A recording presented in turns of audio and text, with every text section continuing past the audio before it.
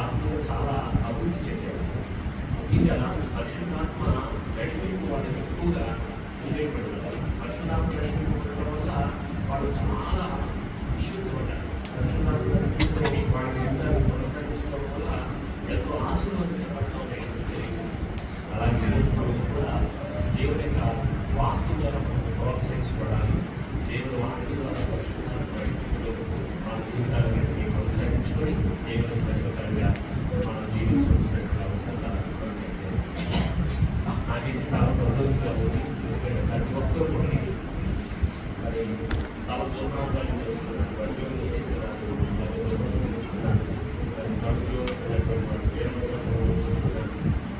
చాలా చక్కగా దూర ప్రాంతాల నుంచి చక్కగా దేవుడి వాక్యాన్ని నేర్చుకుంటున్నారు. ఎందుకంటే మనకు కావాల్సిన దేవుడి సన్నిధిలో మనం కలిసిపోయి దేవుడి వాక్యాన్ని నేర్చుకోవాలి. చాలా ప్రాముఖ్యమైనటువంటి కార్యం. దేవుడి మాట ద్వారా ప్రోత్సహించబడడానికి, దేవుడి మాట ద్వారా బలపరచబడడానికి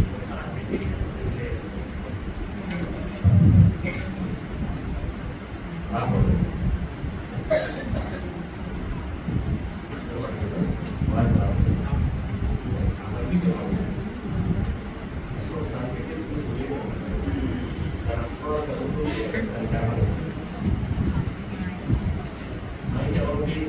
ఇక్కడ పెట్టుకొని వాడండి, ఇలా దగ్గర పెట్టుకొని వాడండి.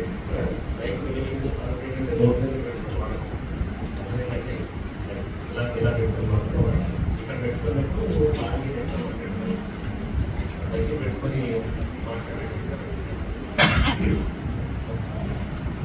పది తరగతిలో ముఖ్యమైనటువంటి ఉద్దేశం ఏంటంటే క్రిస్టియన్ ఎథిక్స్.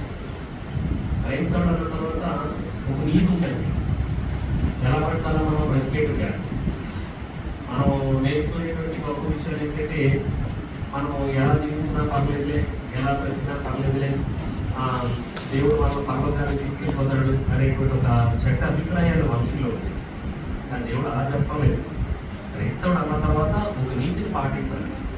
ఆ నీతిని పాటిస్తేనే అతడు పర్వత రాజ్యానికి రాగలడు. కాబట్టి ఈ బైబిల్ తరగతిలో క్రిస్టియన్ ఎథిక్స్ ఏమైనా పాఠాలు మనం నేర్చుకున్నాం. ఒక పాఠం ఏంటంటే క్రైస్తవ నీతి ఏంటంటే దేవుడు లాంటి పరిశుద్ధులుగా బ్రతకాలి. మనం అంతకంటే పరిశుద్ధులు ఎవరైనా ఉన్నారా మనకి? లేదు. మనం అంతకంటే పరిశుద్ధులు ఎవరైనా ఉంటే ఆయన చూడవచ్చు, ఆయన లాంటి పరిశుద్ధులుగా బతకవచ్చు. అంతకంటే పరిశుద్ధులు మనకి లేదండి. నీ వంటి పరిశుద్ధుడు మరెవరు లేదు. దేవుని యొక్క వాక్యం మనకు స్పష్టంగా చెప్పి, అందుకే దేవుడు కోరుకునేది ఏంటంటే నువ్వు క్రైస్తవ జీవితాన్ని ప్రారంభించావా, క్రైస్తవుడిగా బ్రతకాలనుకుంటున్నావా, నీ తండ్రి పరిశుద్ధుడు కాబట్టి నీ తండ్రి ఎలాంటి పరిశుద్ధుడో అలా పరిశుద్ధత బతకండి.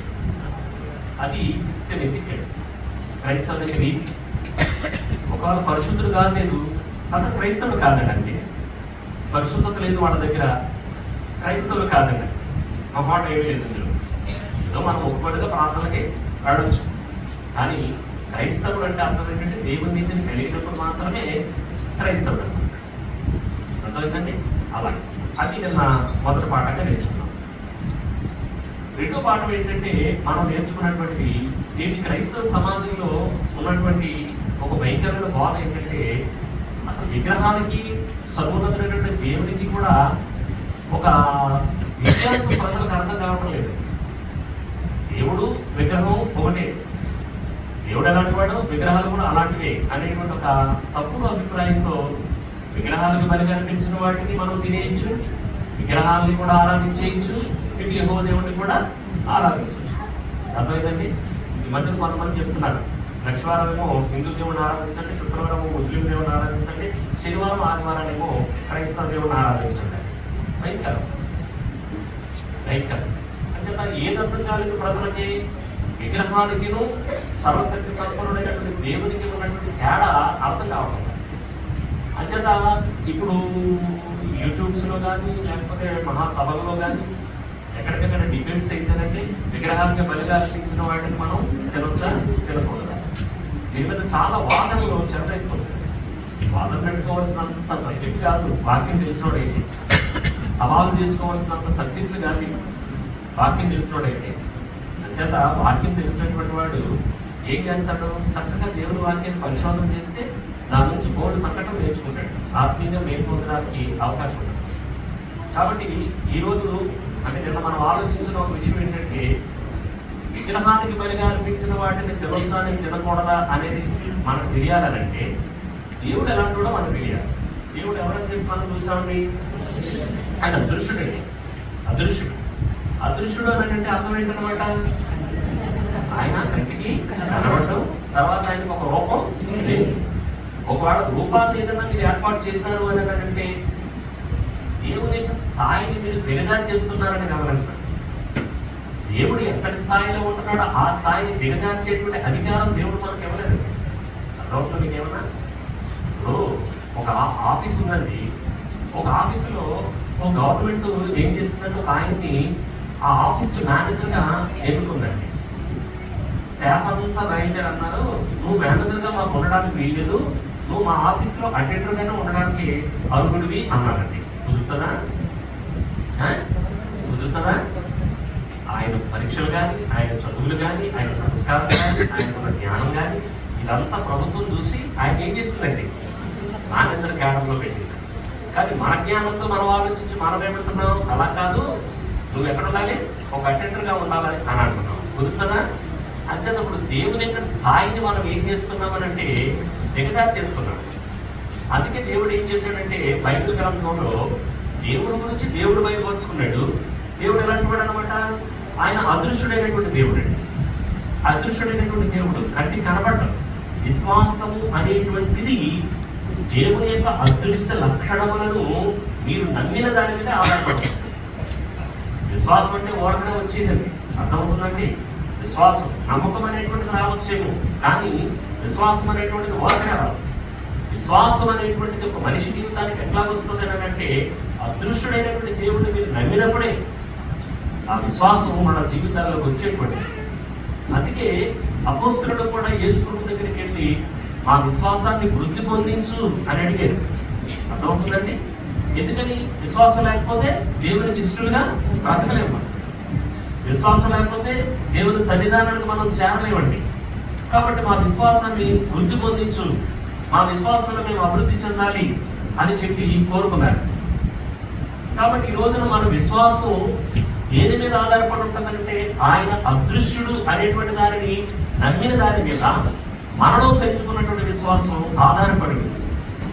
కంటికి కనబడేటువంటి వాడు దానిని నమ్మడానికి మనుషుడు ప్రయత్నం చేస్తాడు తప్ప కంటికి కనబడని దానిని నమ్మడానికి మాత్రం ప్రయత్నం చేయడు. అందుకనే నిన్న మనం చూసినటువంటి కాన్సెప్ట్ ఏంటంటే విగ్రహములకు బలిగా అనిపించిన వాటిని క్రైస్తవుడు తినొచ్చా తినకూడదా? జవాబు మీరే చెప్పాలి. రేపు సాయంత్రం రండి ముందుకు వచ్చి జవాబు మీరే చెప్పాలి. తినొచ్చా తినకూడదా? తినొచ్చా తినకూడదు అనేది అర్థం కావాలంటే రెండు విషయాలు తెలియాలి. ఒకటి ఏంటంటే దేవుడు ఎలాంటోడు అంటే అది చాలా గుణాలు ఉన్నాయి. ఆ గుణాలన్నీ మనం ఆలోచించాం. ఏమండి? ఒకటే మనం చూస్తాం. దేవుడు ఎవరనంటే అదృశ్యుడు, అంతే. ఆయన కంటికి కనబడ్డం, ఆయనకి భౌతికమైన రూపం లేదు, అంతే. ఇది మన మనసులో ముద్రించబడిపోవాలండి. అది తెలిస్తే మనం తెలియాలి. మీ పక్కన నుంచి ఆయన వెళ్ళిపోతాడు, కానీ మీకు తెలియదు. అర్థమైందండి? మీరు సర్వోన్నతుడైనటువంటి దేవుడి గురించి మీరు ఆలోచన చేస్తే ఆయన అదృశ్యుడిగా మన పక్క నుండి ఎన్ని కార్యక్రమాలు చేస్తున్నాడో, మన పక్క నుండి ఎలా పనిచేస్తున్నాడో ఈ రోజున చాలా మందికి తెలియదండి. దేవుని ఎడల భయభక్తులంటే అవేనండి. ఆయన అదృశ్య లక్షణాలని విశ్వసించిన వాడికి ఏర్పడేదే దేవుడు అంటే భయము భక్తి. అర్థమైందండి? చర్చ్ బిల్డింగ్లోనే దేవుడు ఉంటాడు, కంటికి కనబడితేనే దేవుడు ఉంటాడు, భౌతికమైన రూపం దేవుడికి ఉంటుంది అని అనేవాడి దగ్గర విశ్వాసం ఉండదండి. ఏముంటది? నమ్మకం మాత్రమే ఉన్నది. అది దెయ్యానికి కూడా ఉందండి, అది కాదు. కాబట్టి విగ్రహాలకు బలిగా అనిపించిన వాటిని మనం తినొచ్చా తినకూడదా? ముందు మీకు బాగా తెలియవలసింది ఏంటంటే దేవుడు ఎవరండి? అదృశ్యుడు, అంతే. మీ మనసులో ముద్రించుకోండి. రెండోది ఏంటంటే అసలు విగ్రహం అంటే ఏంటి అది తెలియాలండి. విగ్రహం అంటే ఏమిటి అనేటువంటి తెలియాలి చాలా జాగ్రత్తగా. విగ్రహం అంటే ఏమిటో బహుతేటగా ఆయన వివరించాడండి. బైబిల్ గ్రంథంలో ఎక్కడ చూసినప్పటికీ కూడా అది కేవలం చేతులతో చేయబడినటువంటిది, వెండితోనూ బంగారంతోనూ మట్టితోనూ భౌతిక సంబంధమైనటువంటి రూపురేఖలతో కూడినటువంటిదే తప్ప అది ఏదో ఒక తాడి చెట్ల ఒక దగ్గర పెడితే నిలబడేటువంటిదే తప్ప దాన్ని రుచి చూసే పరిస్థితి లేదు, వాసన చూసే పరిస్థితి లేదు, నడిచే పరిస్థితి లేదు, మేలు చేసే పరిస్థితి లేదు, కీడు చేసే పరిస్థితి కూడా దానికి లేదు. అది విగ్రహం అండి. అర్థమైందండి? అంటే సర్వోన్నతమైనటువంటి దేవుడేమో అదృశ్యుడు. అంటే ఏ స్థాయిలో ఉన్నాడు ఆయన? చాలా ఉన్నతమైనటువంటి స్థాయిలో ఉన్నాడు, చాలా అత్యున్నతమైనటువంటి స్థాయిలో ఉన్నాడు. విగ్రహం ఏ స్థాయిలో ఉంది? ఓ మనుషుడి చేత చేయబడినటువంటి స్థాయిలోనేమో విగ్రహం ఉంది. రెండు విషయాలు మనం బహుతేటగా ఆలోచించామండి నిన్నటి దినాన. అర్థమవుతుందండి? చాలా జాగ్రత్తగా మీరు దీన్ని గమనించండి. మన ఎవరస్తులు ఇది గ్రూప్ లో పెడుతున్నారు. ఇవన్నీ కూడా మీరు గ్రూప్ లో ఎవరస్తులు అభినందిస్తున్నాను నేను. చక్కగా ఇవన్నీ కూడా లెసన్స్ తయారు చేసి గ్రూప్ లో పెడుతున్నారు. పార్ట్ 1, పార్ట్ 2, పార్ట్ 3 అని. చక్కగా లెసన్స్ కూడా మీరు చదువుకోవచ్చు. చక్కగా లెసన్స్ ని మీరు ఇతరులతో పంచుకోవచ్చు. తర్వాత ఈ లెసన్స్ ని వీడియో కూడా తయారు చేస్తున్నారు. అంటే ఎవరిని విమర్శించడానికి మాత్రం ఈ పాఠాలు ఉద్దేశించబడలేదు, మనలో మనము బలపరచుకోవడానికి. అందుకే నేను ఆన్లైన్ ఇవ్వడానికి ఇష్టపడలేదు. తెలుగులందరూ అడిగారు ఆన్లైన్ ఇవ్వడానికి, ఆన్లైన్ ఇద్దాం యూట్యూబ్ లో పెడదాం అన్నారు. నేను అసలు ఒప్పుకోలేదు. ఎందుకంటే అది వివాదాస్పదమైనటువంటి అంశాలుగా వెళ్ళిపోతుంది. ఒకరితో నేను విమర్శలు చేసుకోవడం, నా 40 సంవత్సరాల సువార్త సర్వీస్ లో ఎక్కడా నేను విమర్శించాను అనేటువంటి పేరు నేను తెచ్చుకోలేదు. శాంతంగా దేవుని వాక్యం చెప్పడం వచ్చేది అంతవరకే నా పని, అంతే తప్ప మనం ఎవరినో మనం కించపరచడానికో ఎవరికంటేనో మనం తెలివైన వాడు అనిపించుకోవడానికో దేవుని వాక్యం నేర్చుకోలేదు. దేవుని వాక్యం ఎందుకు నేర్చుకోవాలంటే నేను ఆత్మీయంగా పెరగడానికి దేవుని యొక్క వాక్యం నేర్చుకోవాలి. సరే, ఈరోజు మరొక విషయాన్ని మనం ఆలోచిద్దామండి. అంటే విగ్రహాలకి బలిగా అనిపించిన వాటిని క్రైస్తవుడు తినొచ్చా తినకూడదా అనేటువంటి దాంట్లో మొదటి విషయం ఏం చూసామండి? దేవుడు ఎలాంటి వాడు అనేటువంటి దాన్ని చూసాం. రెండోది విగ్రహము ఎలాంటిది అనేటువంటి దానిని చూసాం. అంటే మీరు జవాబుని తయారు చేసుకుంటూ ఉండాలి మీ మనసులో. అర్థమైందండి? రేపు మీటింగ్కి వచ్చేటప్పటికి, క్లాస్కి వచ్చేటప్పటికి తయారైపోయి ఉండాలి. ఏంటి జవాబు? అప్పుడు మీరు వచ్చి మీరు అందరూ చెప్పాలన్నమాట. ఏమనంటే తినొచ్చా తినకూడదా అనేటువంటి జవాబు మీరు చెప్పాలన్నమాట. నేను పాఠం చెప్పుకుంటూ వెళ్ళిపోతాను. పాఠం చెప్పుకుంటూ వెళ్ళిపోతే మీరు మాత్రం ఏం చేయాలంటే జవాబులు తయారు చేసుకుంటూ ఉండాలి. కొద్దిగా తయారు చేసుకుంటూ ఉండాలి. నేను పాఠం విన్నప్పుడే కొంత అర్థమైపోయాడు. విగ్రహాలకు బలిగా అనిపించిన వాటిని మనం తినొచ్చా తినకూడదా అనేది. కాబట్టి ఇప్పుడు మనం 3 సంఘటనలు, మనం 2 సంఘటనలు మనం చూసాం. ఫస్ట్ ఎవరి గురించి చూసాం? మనం దేవుడు. అర్థమైందండి? దేవుడి గురించి ఆలోచించేసాం. రెండోది ఎవరి గురించి ఆలోచించేసాం? విగ్రహం గురించి ఆలోచించేసాం. ఏమంటే మూడోది ఏంటంటే మనం ఆలోచించవలసింది అసలు విగ్రహారాధన. క్రైస్తవులు కూడా విగ్రహారాధన చేయొచ్చు అనేటువంటి ఒక అభిప్రాయంతో ఉన్నారండి. మీకు అర్థమవుతుందండి? ఇప్పుడు చాలా మటుకు క్రైస్తవులలో కూడా విగ్రహారాధన జరిగేటువంటి పరిస్థితులు ఉన్నాయండి. మీకు అర్థమైందండి? నేను విజయవాడ ప్రాంతం వెళ్ళాను అనుకోండి, కాస్త ఎక్కడన్నా కాస్త ఖాళీ దొరికింది అనుకోండి, కొంతమంది సువార్థికులు అంటారు అమ్మ దగ్గరికి వెళ్దామని అంటారు. అమ్మ దగ్గరికి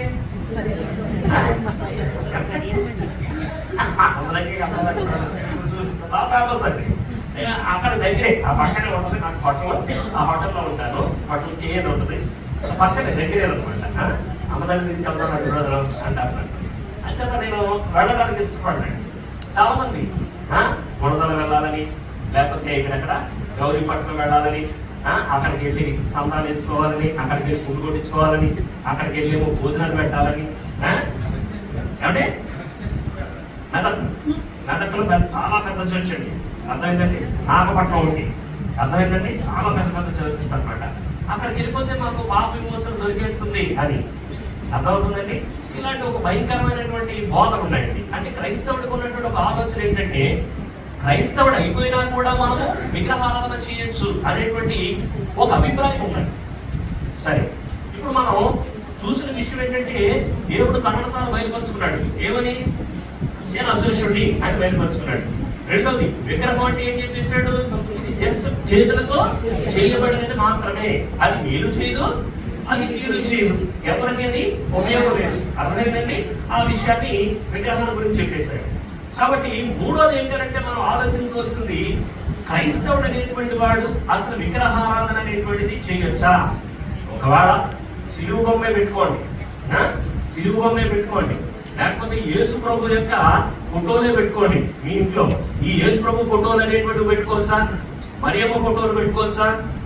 లేకపోతే సిలువలు మెడలో వేసుకొని తిరగవచ్చా? ఇట్లాంటివన్నీ పెట్టుకోవచ్చా మనం?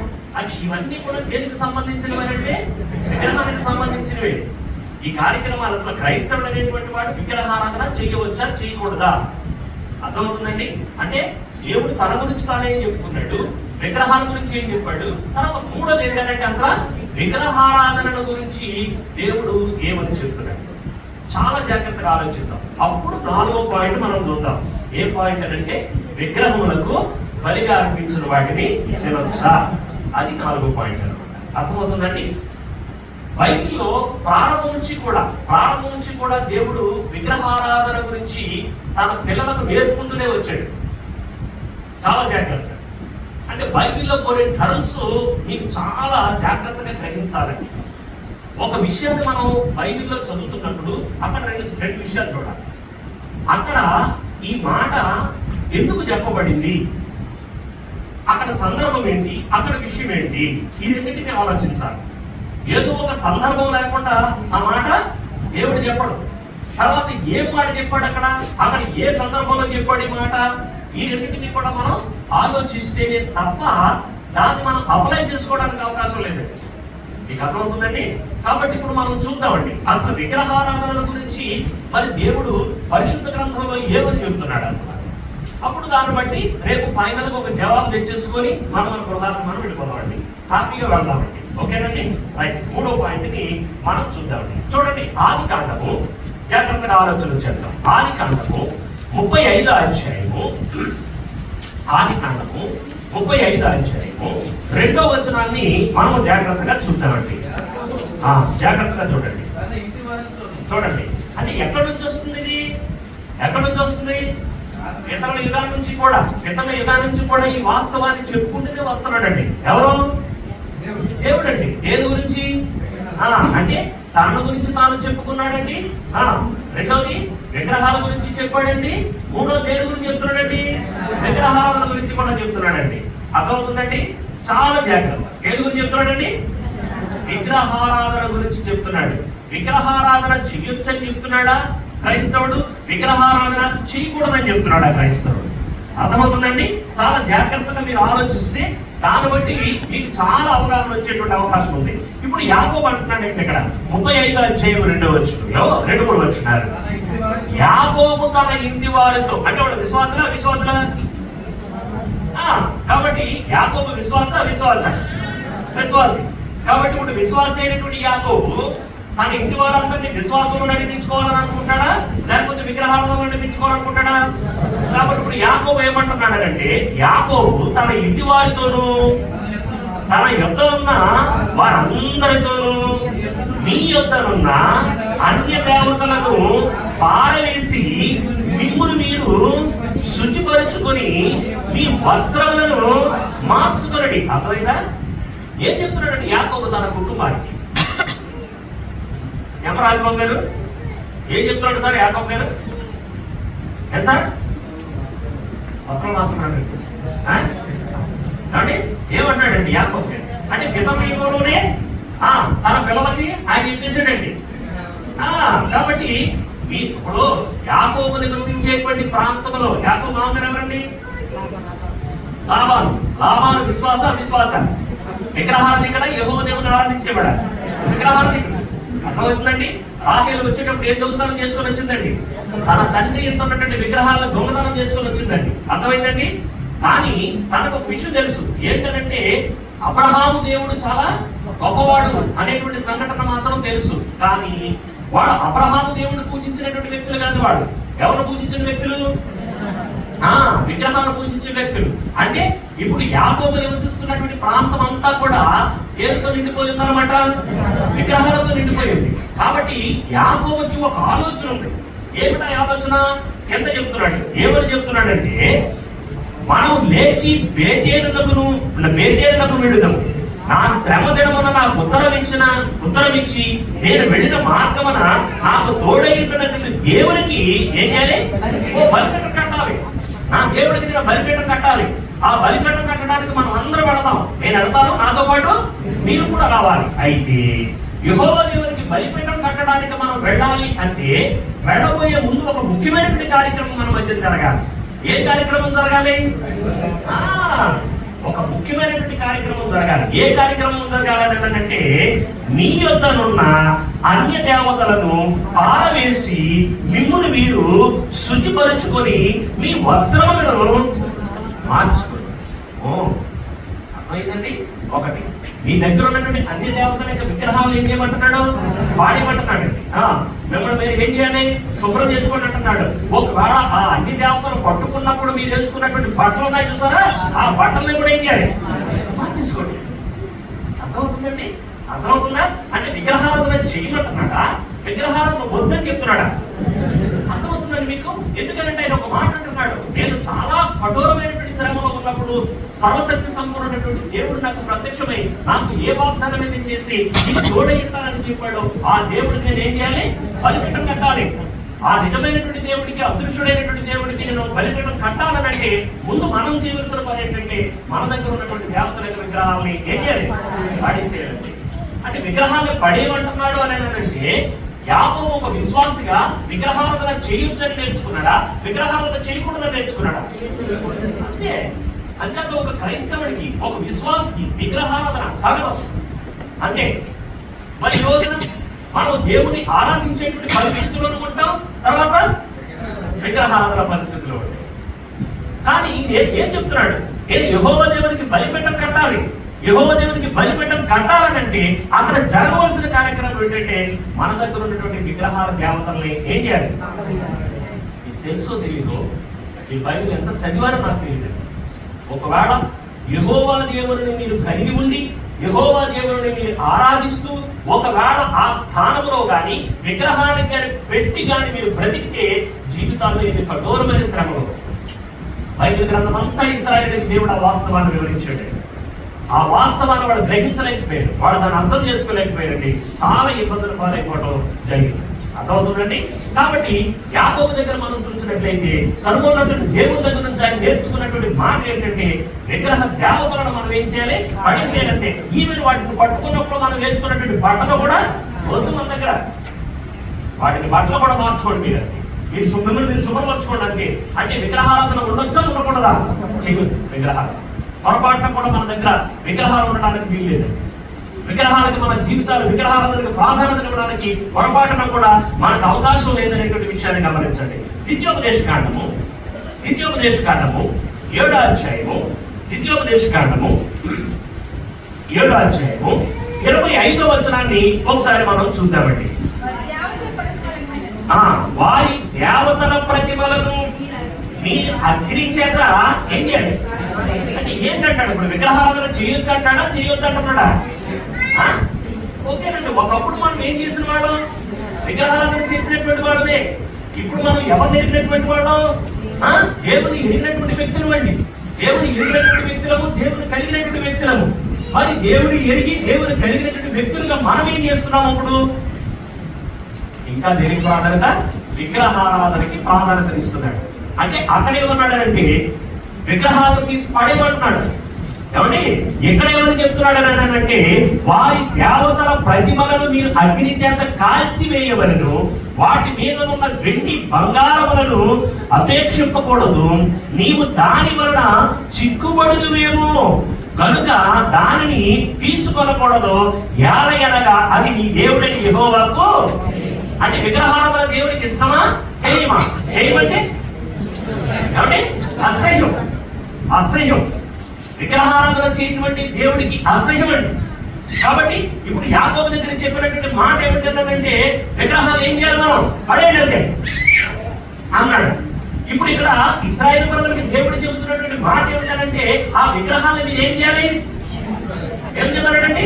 కాల్చిపడేయండి, కాల్చిపడేసేయండి. ఎందుకో తెలుసా? ఆ విగ్రహారాధన దేవునికి ఎలాంటిదండి? చేస్తామండి విగ్రహారాధన. క్రైస్తవులు అనబడే వాళ్ళు కూడా విగ్రహారాధన చేస్తున్నారండి. ఎన్ని నెలలకు శంకుస్థాపన చేశారో నాకు తెలియదు. ఎన్ని నెలలు, ఎంతమంది కొబ్బరికాయ కొట్టేసేవారు నేను వెళ్ళినప్పటికీ. ఎంతమంది నేను వెళ్ళినప్పుడు గృహప్రవేశానికి ముందు గేదెల్లో వదలండి అంటే ఆ తర్వాత అయినండి. అర్థమైందండి? అలాగనమాట. మీరు అంటే ఇక్కడండి అంటారండి. ఈలో ఏంటి? ఈలోగా పని అయిపోతున్నారు. అర్థమైందండి? చేస్తావా చేయవా? అంటే ఆ విగ్రహారాధన దేవునికి ఏంటంట? హేయం. అంటే ఆయనకి ఏంటండి? అసహ్యం. దేవుడికి అసహ్యం. ఈ పథకాలను గుర్తుపెట్టుకోండి. యాకోబు దగ్గర దేవుడు ఏమన్నాడండి? విగ్రహాలని పడేసేయండి అన్నాడు. పదాలు మర్చిపోతున్నామండి. నాకు మళ్ళీ చెప్పాలి. రెండోది ఇక్కడ విగ్రహారాధన నాకు ఎలాంటిది అంటాడు ఆయన? నాకు హేయం, అసహ్యమైంది అంటున్నాడండి. తర్వాత ద్వితీయోపదేశకాండము 11వ అధ్యాయము, ద్వితీయోపదేశకాండము 11వ అధ్యాయము 16వ వచనం ఒకసారి చూడండి. ద్వితీయోపదేశకాండము 11వ అధ్యాయము 16వ వచనం.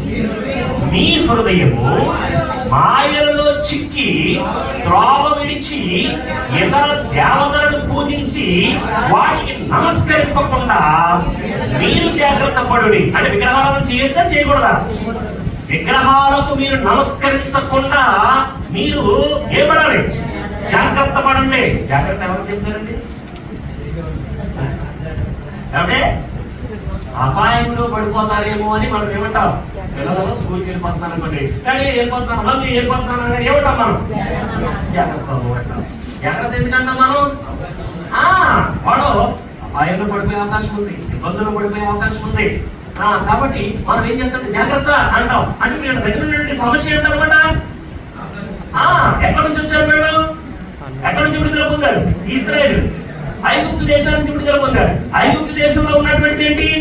విగ్రహారాధన. ఆ విగ్రహాల కింద నుంచి వచ్చినటువంటి వాడు కాబట్టి వాడు విగ్రహాలని ఆరాధన మళ్ళా చేసేస్తారేమో అని చెప్పి ఏమంటున్నాడంటే జాగ్రత్త, మీరు వాటికి మళ్ళా నమస్కారం చేసేస్తారేమో, మీరు మళ్ళా వాటికి పూజ చేసేస్తారేమో, విగ్రహారాధన చేసేస్తారేమో, జాగ్రత్త. గుర్తుపెట్టుకోండి, విగ్రహాలను ఆరివేయండి, విగ్రహాల జోలికి వెళ్ళకండి. విగ్రహారాధన నాకు అసహ్యమైంది. అలాగే విగ్రహారాధన జరగకుండా మిమ్మల్ని మీరు ఏం చేయాలి? జాగ్రత్తగా చూసుకోండి అని సర్వోన్నతమైన దేవుడు చెప్తున్నాడు. 16వ అధ్యాయము ద్వితీయోపదేశకాండము 16వ అధ్యాయము 22వ వచనాన్ని ఒకసారి చూద్దామండి. నీ దేవుడని యెహోవా విగ్రహమును ద్వేషించువాడు కనుక నీవు ఏ స్తంభమునైనను నిలువబెట్టకూడదు. అంటే విగ్రహారాధన కూడా ఏం చేస్తున్నాడండి? విగ్రహారాధనను ద్వేషిస్తున్నాడండి. ఏం చేస్తున్నాడండి? ద్వేషిస్తున్నాడండి. అర్థమవుతుందండి? ఆయన గారు ఏం చేస్తున్నాడండి? విగ్రహారాధనను ద్వేషిస్తున్నాడు. విగ్రహారాధనను నీ దగ్గర నుంచి తీసిపడేయండి అన్నాడు. విగ్రహారాధన నాకు చాలా అసహ్యమైంది అన్నాడు. విగ్రహారాధన మీ దగ్గర జరగకుండా జాగ్రత్తగా చూసుకోండి అన్నాడు. తర్వాత ఏమంటున్నాడండి? విగ్రహారాధనను నేను ఏం చేస్తున్నాను? ద్వేషిస్తున్నాను. అంటే దేవుడు ద్వేషించే కార్యక్రమం ఏదైనా ఉంది అన్నాడంటే అదేంటనమాట? విగ్రహారాధన. విగ్రహారాధనను దేవుడు ద్వేషిస్తున్నాడండి. అర్థమవుతుందండి? అంటే దేవుడు ఇష్టపడ్డాడు ఏంటండి? విగ్రహారాధనను దేవుడు ఇష్టపడ్డు, విగ్రహారాధనను దేవుడు ద్వేషిస్తున్నాడండి. ఒక నిమిషంలో కాదు, అన్ని సందర్భాలలో కూడా దేవుడు ద్వేషిస్తున్నాడు. ఇక్కడ మనం ప్రశ్న అడుగుతాడు, విగ్రహారాధనను దేవుడు ద్వేషించడానికి గల కారణం ఏంటండి? విగ్రహారాధనను దేవుడు ద్వేషించడానికి గల కారణం ఏంటి? మీకేమో తెలుసా? ఆయన విగ్రహారాధనను ఎందుకు ద్వేషిస్తున్నాడండి? ఎందుకు ద్వేషిస్తున్నాడో మీరు చెప్పమంటారా? ఇక్కడ దేవుడికి ఓ స్థానం ఉందండి. అర్థమైందండి? అద్వితీయ దేవుడికి లేక అదృశ్యుడైన దేవుడికి ఓ స్థానం ఉందండి. అర్థమవుతుందండి? ఇప్పుడు ఈ స్థానంలో ఎవరు తీసుకొచ్చి పెడతారండి మీరు? అంటే ఇప్పుడు దేవుడి స్థానం ఎవరికి ఇస్తున్నారండి? తట్టుకోలేదండి దేవుడు. విగ్రహారాధన చేస్తున్నారు అని అంటే అర్థం ఏంటంటే దేవుడి స్థానంలో తీసుకొచ్చి ఎవరు కూర్చోబెడుతున్నారు? విగ్రహాన్ని కూర్చోబెడుతున్నారు. కాబట్టి విగ్రహారాధన నేను ఏం చేస్తానండి? ద్వేషిస్తాను. చాలా జాగ్రత్త.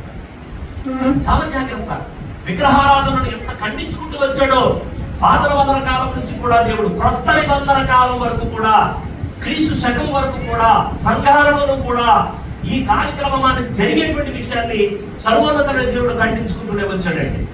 క్రైస్తవులుగా దేవుడి వాక్యాన్ని ఎగిరివాడుగా చెప్పుకుంటాం. మనం పరిశుద్ధాత్మ నడిపింపులో మనం బ్రతుకుతున్న వాడుగా చెప్పుకుంటాం. క్రైస్తవ నీతిని పాటిస్తున్నటువంటి వాడుగా మనం చెప్పుకుంటాం. కానీ మన బ్రతుకులో తెలియకుండా విగ్రహారాధన అనేటువంటిది జరిగిపోతుంది. అంటే దేవుడి స్థానంలోకి ఎవరు వచ్చేస్తున్నారు? విగ్రహారాధన వచ్చేస్తుంది, విగ్రహం వచ్చేస్తుంది. దేవుడి స్థానంలో విగ్రహాన్ని నిలబెట్టేసుకుంటున్నారు కనుక ఆ విగ్రహారాధనను దేవుడు ఏం చేస్తున్నాడు? ద్వేషిస్తున్నాడు. అర్థమవుతుందండి? విగ్రహారాధనను దేవుడు ద్వేషిస్తున్నాడు. 81వ కీర్తన 9వ వచనాన్ని ఒకసారి మనం చూద్దామండి. 81వ కీర్తన. అన్యుల దేవతలలో ఒకటియును నీలో ఉండకూడదు. ఎవరో అన్యులుండే అన్యుల దేవతలలో ఒకటి నీలో ఉండకూడదు. అంటే నీలో అంటే ఎవరు? క్రైస్తవుల్లో, విశ్వాసులలో విగ్రహారాధన ఉండొచ్చా? ఉండకూడదు. అన్యుల దేవతలలో ఒకదానికి నీవు పూజ చేయకూడదు. అంటే ఇప్పుడు విగ్రహారాధన చేయమంటున్నాడా చేయొద్దంటున్నాడా? పొరపాటున కూడా ఒక్కటి కూడా అన్య దేవతలకు సంబంధించినటువంటి ఏది కూడా నీ ఇంటిలో, నీ బ్రతుకులో ఏది కూడా ఉండడానికి వీల్లేదు. అర్థమవుతుంది మీకు? ఏమన్నా ఏమవుతుంది? ఏమవుతుంది? మేము అసలు విగ్రహాలతో ప్రాధాన్యత ఇవ్వండి. ఈ సంఖ్యలో నీళ్ళు లేకుండా ఇల్లు కట్టండి చెప్తాను. కట్టండి ఎవరైనా సరే. నేను కట్టామంటే ఈ సంఖ్యలో నీళ్ళు లేకుండా చెప్పి కట్టాను చెప్పండి ఎవరైనా. పైన పైన కుర్చేసి ఈ నీటిలో సన్మానం చేస్తాను నాతో సహా. అర్థమా? ఏమంటే అంటే వాస్తు అమ్మా మా తమ్ముడు పాటు చేయండి. ఆయన వాస్తు ఫాలో అవుతారా? ఓకే, అర్థవలసిన దగ్గర ఇవన్నీ విగ్రహాలను కాదండి. అంటే ఎవరిని నిలుపుకుంటున్నాం అనమాట? మనం విగ్రహాన్ని నిలుపుకుంటున్నాం. అందుకని ఏమంటున్నాడు దేవుడు? అన్యులకు సంబంధించినటువంటి ఏ దేవత కూడా మీ దగ్గర ఉండడానికి వీల్లేదంతే. అంటే విగ్రహారాధన మీరు చేయొచ్చా చేయకూడదా? చేయకూడదు. విగ్రహారాధనకి మనకి సంబంధం ఉందా లేదా అసలు? అర్థమవుతుందా మీకు? మన పాఠం ఏంటంటే విగ్రహములకు బలిగా అర్పించిన వాటిని వినొచ్చా వినకూడదా? జవాబుని తయారు చేసుకుంటున్నారా?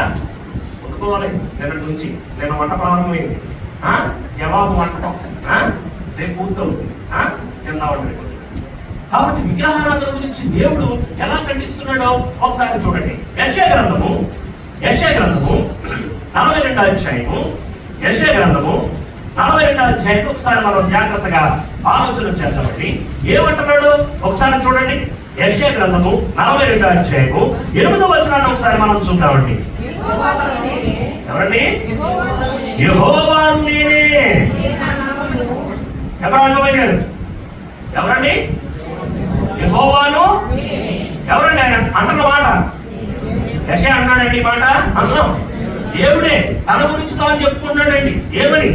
యెహోవాను నేనే, ఇదే నా నామము, మరి ఎవరి అర్థమవుతుంది మాట? చెడ్లు మనాలండి మాట చదివేటప్పుడు. ఇదే నా నామము, మరి ఎవరికి నా మహిమను నేను ఇచ్చువాడను కాను. నా మహిమ ఎవరికి? అంటే నాకే. ఎందుకు తెలుసా? యెహోవాను నేనే కాబట్టి నా మహిమను నేను ఎవరికి ఇవ్వను. నాకు రావలసిన స్తోత్రమును విగ్రహములకు చెందనీయను. చేయించ విగ్రహాలను చేయకూడదా? చేస్తున్నామా చేయించా? చేస్తామా? అలా సిగ్గుందంటారా సిగ్గులేదంటారా? ఏమంటారు? ఎవరు మనం? క్రైస్తవులు బట్టి చేసుకున్న రక్తాన్ని వాడుతున్న వాళ్ళమండి. నిజమైనటువంటి దేవుడిని ఎరిగినటువంటి వాడమండి మనం. ఇది ఎంత గొప్ప మాట మాట్లాడుతాడు సరే. ఈ మాట చదువుతున్నప్పుడు బయలుదేయాలి. ఆయన అంటున్నాడు యెహోవాను నేనే, ఇదే నా నామము, మరి ఎవరికి నా మహిమను నేను ఇచ్చువాడను కాను. అంటే అర్థం ఏంటనమాట? ఈయన స్థానాన్ని ఇంకొకరు ఎవరికి కూడా ఎవరు. నా స్థానం ఎవరిది? నాదే. ఎందుకంటే యెహోవా ఎవరిది? నేనే. కాబట్టి నా స్థానం ఎవరిది? నాదే. నా మహిమ ఎవరిది? నాదే. కింద అంటాడు నాకు రావాల్సిన స్తోత్రమును విగ్రహములకు చెందనీయను. ఒక తెలియక ఏదైనా విగ్రహారాధన చేసే పరిస్థితులు మనలో ఉంటే తండ్రి దగ్గర క్షమాపణ వేయండి. ఎందుకో తెలుసండి? ఆయనకి రావాల్సిన మహిమ ఎవరికి వెళ్ళిపోతుందండి? విగ్రహానికి వెళ్ళిపోతుంది. ఆయనకి చెందవలసిన స్తోత్రము ఎవరికి వెళ్ళిపోతుందండి? విగ్రహానికి వెళ్ళిపోతుందండి. తప్పులేని అంటున్నాడు. ఎవరండి? దేవుడండి. నా మహిమ మీరు విగ్రహాలకు ఇవ్వకండి, నా స్తోత్రం మీరు విగ్రహాలకి ఇవ్వకండి. అని విగ్రహాలను చేయమంటాడా చేయొద్దన్నాడా? అసలు పొరపాటున కూడా మన యొక్క జీవితంలో విగ్రహారాధనకు అవకాశం ఇవ్వడానికి తావులేదండి. అవకాశానికి తావులేదు. భారతదేశంలో బ్రతుకుతున్నాం కాబట్టి కొన్ని విషయాలు మనకు ఉన్నాయి, కాదని నేను అనలేదు. కానీ ఏ విషయాలను ఎలా చేయాలో అలాగ మాత్రమే మనము చేయడానికి మనం ప్రయత్నాలు చేద్దాం. ఈ విషయాలన్నింటినీ ఆలోచిద్దాం. ఈ రోజు క్లాసులోను రేపు క్లాసులోను కూడా మనము ఆలోచన చేయడం అనేది జరుగుతుంది. మొదటి వ్యవహార పత్రిక 5వ అధ్యాయము 21వ వచనాన్ని ఒకసారి చూద్దాం. మొదటి వ్యవహార పత్రిక 5వ అధ్యాయము 21వ వచనాన్ని మనం చూద్దామండి. ఏమంటున్నాడు? ఎంత ప్రేమగా చెప్తున్నాడో చూడండి. అంటే ఈ రోజు ఇంకా కూడా మనము దేవుడు ఎదిగినటువంటి వారం అయ్యింది, విగ్రహాన్ని అర్థం చేసుకునే వారం అయ్యింది, విగ్రహారాధన చేసే పరిస్థితిలో మనం ఉన్నామంటే పెద్దోడు చిన్నవాడువా? ఇంకా చిన్నపిల్లలమే. కానీ మనం ఏమనుకుంటున్నాం? పెద్దోడు ఎక్కువ అనుకుంటున్నాం. అవలా చిన్న పిల్లలారా విగ్రహముల జోలికి పోకుండా జాగ్రత్త. విగ్రహాలను చేయమన్నాడా దేవుడు వద్దన్నాడా? అంటే పాతల మదన కాలంలో విగ్రహాలను ఆయన వ్యతిరేకించాడు. కొరతల మదన కాలంలో కూడా ఏమంటున్నాడు? విగ్రహాల జోలికి మీరు పోకండి, విగ్రహాలను జోలికి మీరు వెళ్ళకండి, విగ్రహాలను మీరు చేయకండి. ఎంత ఖండితంగా ఆయన చెబుతున్నాడు. విగ్రహారాధన ఎందుకు చేయొద్దని అంటున్నాడు? కొరింథీయులకు రాసిన మొదటి పత్రిక 8వ అధ్యాయము 6వ వచనంలో ఒక మాట చెప్పాడు ఆయనే. కొరింథీయులకు రాసినటువంటి మొదటి పత్రిక 8వ అధ్యాయము 4వ వచనాన్ని చూడండమ్మా. 4వ వచనం. కాబట్టి విగ్రహములకు బలిగా అర్పించిన వాటిని తిని విషయము వద్దాం తర్వాతది. లోకమందున్న విగ్రహము వంటిది. కాబట్టి ఇప్పుడు మీరు విగ్రహారాధన చేస్తున్నారు అని అంటే మీ ఆరాధన ఎలాంటిది? కొట్టారాధన. అర్థమవుతుంది మీకేమన్నా? లోకమందున్నటువంటి విగ్రహం అంతా కూడా కేవలము ఏంటండి? వంటిది. కాబట్టి ఇప్పుడు విగ్రహాలకు మనం ఆరాధన చేస్తున్నామంటే ఏం ఆరాధన చేస్తున్నాం? అర్థమవుతుంది మీకేమన్నా? కొట్టు ఆరాధన చేస్తున్నాం, వ్యర్థమైన ఆరాధన చేస్తున్నాం. అర్థమవుతుందండి? వ్యర్థమైన ఆరాధన చేస్తున్నాం. అందుకని విగ్రహాలనే ఒట్టి అన్నప్పుడు దానికి చేసే ఆరాధన అది ఒట్టిదే. ఒట్టి ఆరాధన చేయడం వల్ల మనకు వచ్చే ఉపయోగం ఏంటి? నీతిమంతుడైనటువంటి సర్వశక్తి సంపూర్ణటువంటి దేవుని మీరు ఆరాధిస్తే దాని వల్ల వచ్చేటువంటి ఫలితం కావాల్సినంత ఉంది. కానీ మనం ఎవరికి ఆరాధన చేస్తున్నాం? విగ్రహానికి ఆరాధన చేసినట్లయితే ఆ విగ్రహం ఉత్పత్తి చేసే ఆరాధన ఎలాంటిదని చెప్తున్నాడు ఆయన? ఒట్టిది. జాగ్రత్త. కొరింథీయులకు రాసిన మొదటి పత్రిక 12వ అధ్యాయము 2వ వచనాన్ని ఒకసారి మనం చూద్దాం. కొరింథీయులకు రాసిన మొదటి పత్రిక 12వ అధ్యాయము 2వ వచనాన్ని మనం చూద్దాం. మీరు అన్ని జనులై ఉన్నప్పుడు నమ్మలేవా? నేను నిన్నే చెప్పాను, మనం ఎవరో పుట్టు క్రైస్తవులు కాదు. పుట్టు క్రైస్తవులు అన్నారంటే వాడు అబద్ధికులంటే. మనం పుట్టు క్రైస్తవులు కాదు. మీరు అన్ని జనులై ఉన్నప్పుడు మోగ విగ్రహములను ఆరాధించుటకు ఎటుబడినా అటు నడిపింపబడిందిరని మీకు తెలియదు. అర్థమవుతుందండి? ఇప్పుడు ఈ విగ్రహారాధన ఎందుకు వద్దంటున్నాడు దేవుడు? ఎందుకు వద్దంటున్నాడండి? ప్రతి ఆరాధన ఏం చేస్తున్నారు? ఆరాధన చేస్తున్నారండి. ఎమరాబాబు గారు ఆరాధన చేస్తున్నారా? ఎక్కడికి వెళ్తుందండి ఆరాధన? ఖచ్చితంగా వెళ్తుంది ఒక దగ్గరికి. ఎక్కడికి? ఏమండి? ఈ దేవుడి దగ్గరికి వెళ్తాం. ఏమైనా డౌట్ ఉందండి? పక్కన ఎవరికైనా అయిపోద్దంటే ఆరాధన అడగండి. నేరుగా మీరు చేసేటువంటి ఆరాధన ఎవరి దగ్గరికి వెళ్ళి? దేవుడి దగ్గరికి వెళ్తుందండి. ఆ హోప్ ఉంది మనకి. నేను చేసేటువంటి ఆరాధన ఎవరి దగ్గరికి వెళ్తుంది? దేవుడి దగ్గరికి వెళ్తుంది అనేటువంటి తృప్తి, ఆనందం ఉందండి మనకి. కాబట్టి దేవుడి దగ్గరికి వెళ్తుంది. కాబట్టి ఆ ఆరాధన విన్నటువంటి దేవుడు ఏం చేస్తాడు? ఆశీర్వాదాలు నాకు కుమరిస్తాడు అనేటువంటి సంతృప్తి మన బ్రతుకులకు ఉందండి. ఇప్పుడు విగ్రహారాధన ఏమంటాడండి? విగ్రహారాధన గురించి ఏమంటున్నాడు? ఇక్కడ చూడండి, 2వ వచనాన్ని మాట్లాడుతున్నమాట. మీరు అన్ని జనులై ఉన్నప్పుడు మూల విగ్రహములను ఆరాధించడము ఎటుబడినా అటు. కాబట్టి ఇప్పుడు విగ్రహారాధన ఎక్కడ కలుగుతుందండి? ఎటుబడి పోతుంది. ఎదురు పోతుంది. ఎక్కడ పోతుంది? దానికి అడ్రస్ ఉందా? అంటే మీరు చేసేటువంటి విగ్రహారాధన ఎక్కడికి వెళ్తుందో ఏం లేదండి, అడ్రస్ లేదండి.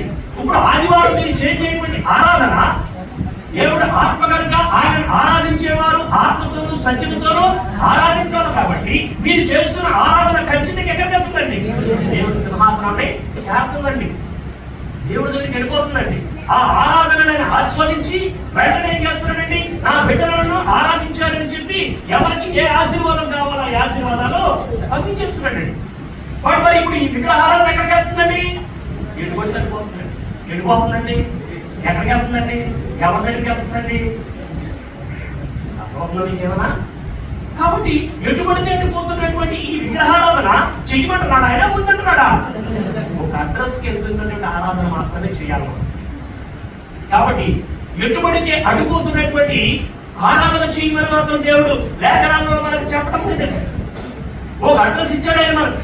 ఆ అడ్రస్ ప్రకారంగా మాత్రమే మన ఆరాధన వెళ్ళాలి. ఆ అడ్రస్ కి మన ఆరాధన సమర్పించబడాలి. అక్కడి నుంచి మనకు ఆశీర్వాదాలు రావాలి. అందుకే పాత నిబంధన కాలం నుంచి కూడా దేవుడు, కొత్త నిబంధన కాలం వరకు కూడా దేవుడు పొరపాటున కూడా మీ జీవితాల్లో దేనికి అవకాశం ఇవ్వద్దు? విగ్రహారాధనకి అవకాశం ఇవ్వకండి. ఎంత ఖండితంగా అని చెప్పాడు. సంఖ్యాకాండము 25వ అధ్యాయము, సంఖ్యాకాండము 25వ అధ్యాయము 2-3 వచనాలు ఒకసారి చూద్దామండి.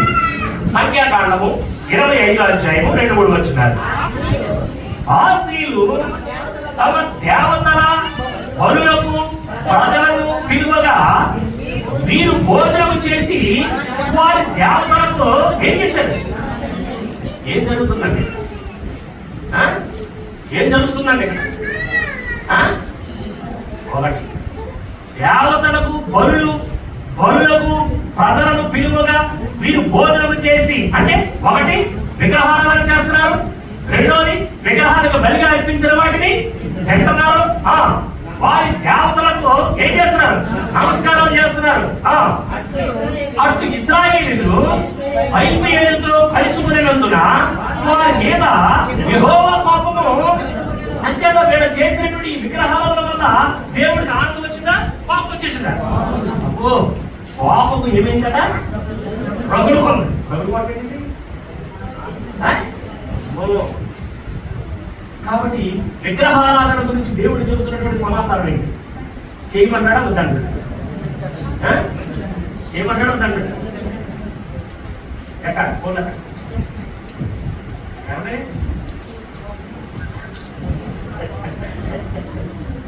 దేవుడికి కోపం ఏమొద్దట? రగులు కొట్టది. కోపం రగులు కొట్టదండి, మామూలుగా కాదండి. కోపం రగులు కొట్టది. కాబట్టి ఇప్పుడు ఒక్కసారి ఆలోచించండి. దేవుడు ఎవరండి? అదృశ్యుడండి. ఆయనకి భౌతికమైన రూపం లేదు, భౌతికమైన నేత్రాలకి కనబడ్డు. విగ్రహం అంటే ఏంటండి? చేతులతో చేయబడిందండి.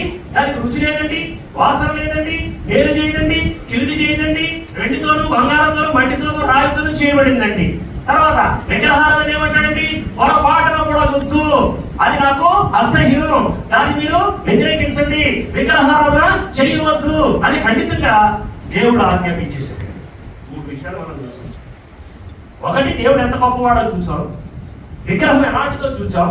విగ్రహారాధన గురించి దేవుడు ఏం చెప్తున్నాడో చూసాం. ఇప్పుడు చివరగా చూడబోతున్నటువంటి పాయింట్ ఏమిటంటే, దేవుడి గురించి ఎలా చెప్పుకొని, విగ్రహాల గురించి ఎలా చెప్పి, విగ్రహారాధన గురించి ఎలా చెబితే మరి విగ్రహాలకు బలిగా అర్పించిన వాటిని తినొచ్చా తినకూడదా? 90% ఆన్సర్ మీకు ఉంచుతాం. ఆ 10% రేపు ఆలోచిస్తాం. ఓకేనండి? కాబట్టి విగ్రహాలకు బలిగా అర్పించిన వాటిని తినొచ్చా తినకూడదా? అది నైవేద్యమా? అది అర్పణ? అది ప్రసాదమా? అది మాంసమా? అది బల? అది రక్తంతో కూడిందా? అది రక్తం చిందించిందా? ఎట్లాంటిదైనా సరే విగ్రహానికి బలిగా అర్పించినటువంటి దానిని మనం తినవచ్చా తినకూడదా? ఎందుకంటే మీకు అందుకే ఈ సమాచారం ఇచ్చాను. 3 సమాచారాలు మీకు ఇవ్వడం గల కారణం ఏంటంటే జవాబు మీరే చెప్పాలి. విగ్రహం పట్ల దేవుని యొక్క ఆలోచన ఏంటి? విగ్రహారాధన పట్ల దేవుని యొక్క ఆలోచన ఏంటి? విగ్రహాలకు బలిగా అర్పించిన వాడిని తినే విషయంలో దేవుని ఆలోచన ఏంటి?